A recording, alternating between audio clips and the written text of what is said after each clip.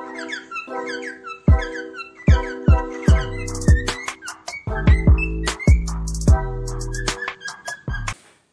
वालेकुम, मैं फैज़ान अली, आपको मेरे चैनल फ़कीर बर्ड्स एवरी पर खुश आमदीद।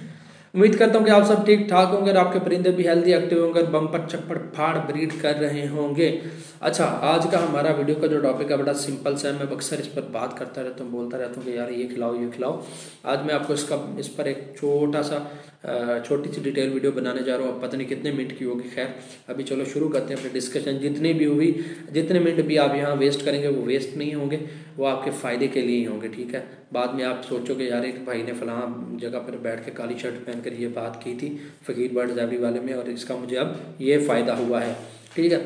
अच्छा, आज का जो हमारा वीडियो का टॉपिक है वो है नीम पे, परिंदों में नीम का इस्तेमाल। नीम क्या मतलब, जो दरख्त होता है नीम का, उसके जो पत्ते हैं उनका इस्तेमाल और उसके फ़ायदे क्या क्या हैं। अच्छा, आपको बताता चलूँ, जो नीम है कुदरती तौर पर एंटीबायोटिक है, बहुत अच्छा एंटीबायोटिक है, बहुत अच्छा।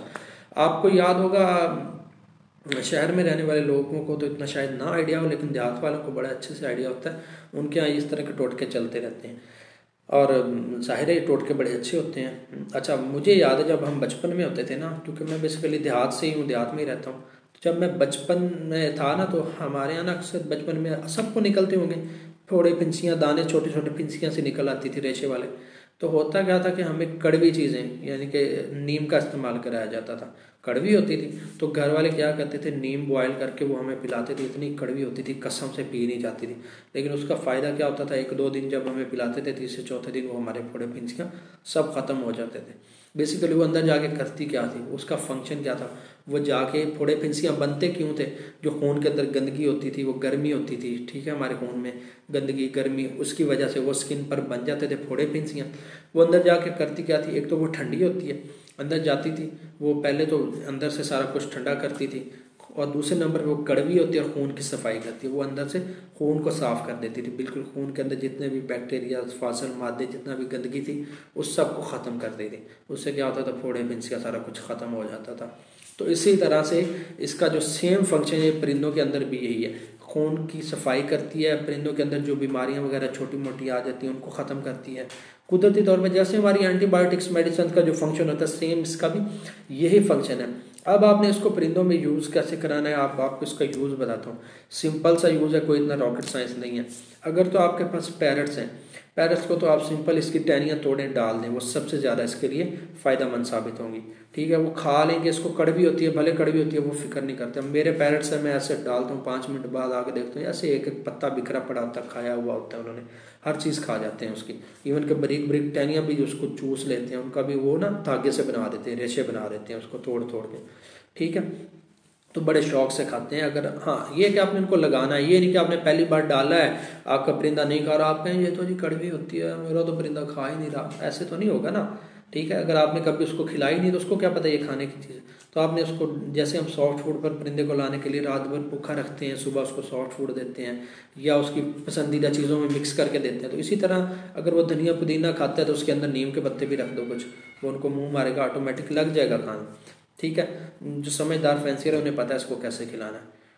ब्रीडिंग सीजन में तो मैं नहीं कहूँगा आप परिंदे को रात भर भूखा रखें, लेकिन अगर आपके परिंदे ने बच्चे नहीं दिए हुए हैं तो फिर आप उसको रात भर भूखा रखें, सुबह होते उसको नीम दें, वो खाएगा। उसको क्यों नहीं खाएगा, उसके जो धनिया पुदीना उसमें मिक्स करके दे दें, वो खा लेगा, ठीक है। उसके अलावा पैरट्स की बात कर रहा हूँ इस तरह से।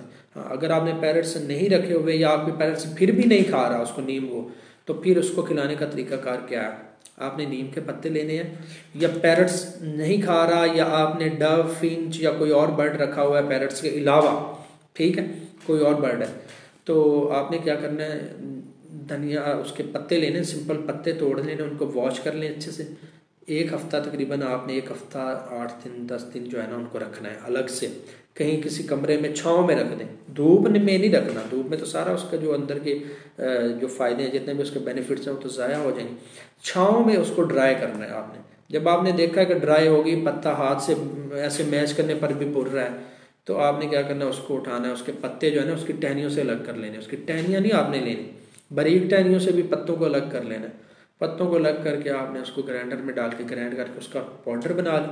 पाउडर आपने सुबह सुबह अपना जो सॉफ्ट फूड, एग फूड या बॉइल्ड राइस जो भी देते हैं उन पे आपने 100 ग्राम या 150 ग्राम आपका अगर है ना सॉफ्ट फूड, उस पे 1 ग्राम उसका नीम का छिड़क दें अलग से। इसको हर्ब्स में, जैसे मैंने पिछली वीडियो में बताया था, मैं हर्ब्स में काफ़ी सारी चीज़ें इस्तेमाल करता हूँ। मैंने भी यही सोचा था कि यार इसको जो मैं हर्बल पाउडर अपना बनाता हूँ उसी में मिक्स कर देता हूँ, लेकिन नहीं, इसको मैं अलग से यूज़ करता हूँ क्योंकि इसके फ़ायदे बहुत ज़्यादा हैं। पूरा हर्बल पाउडर एक साइड पे, नीम एक साइड पे, ठीक है। जैसे मोरिंगा के बहुत से फ़ायदे हैं, मोरिंगा को तो खैर कोई चीज़ पहुँच ही नहीं ना सकती, लेकिन मोरिंगा पाउडर के साथ साथ अगर आप अपने सॉफ्ट फूड में ये भी डालेंगे तो बहुत से फ़ायदे होंगे इसके। उससे होगा क्या कि आपके परिंदे में जो खून की सफाई होती रहेगी, खून के ज़रिए जितनी भी बीमारियां वो कभी भी नहीं आएंगी। उसके अलावा छोटी मोटी और भी काफ़ी सारी बीमारियों को ये ख़त्म करता रहता है। और वैसे भी परिंदे को अंदर से रिलैक्स रखती है ये नीम, ठंडी होती है ना तो परिंदा रिलैक्स रहता है। ब्रीडिंग सीजन में हम बहुत सारी गर्म चीज़ें यूज़ करा रहे होते हैं, तो साथ में एक ठंडी चीज़ भी जाएगी अंदर। उससे क्या होगा कि परिंदा जल्दी मोशन वगैरह में भी नहीं आएगा, सीप में भी नहीं जाएगा। इस तरह के बड़े मसले मसाइल हैं जिनसे आपका परिंदा बचा रहेगा। उम्मीद करता हूँ कि आपको मेरी बताई हुई बातें समझ में आई होंगी। अगर मेरी वीडियो अच्छी लगी तो इसको लाइक करें, कमेंट करें, शेयर करें और मेरे चैनल को सब्सक्राइब करें। अभी के अभी कर दो यार। इसी के साथ इजाज़त चाहता हूँ। अल्लाह ने के बाद, अल्लाह हाफिज़।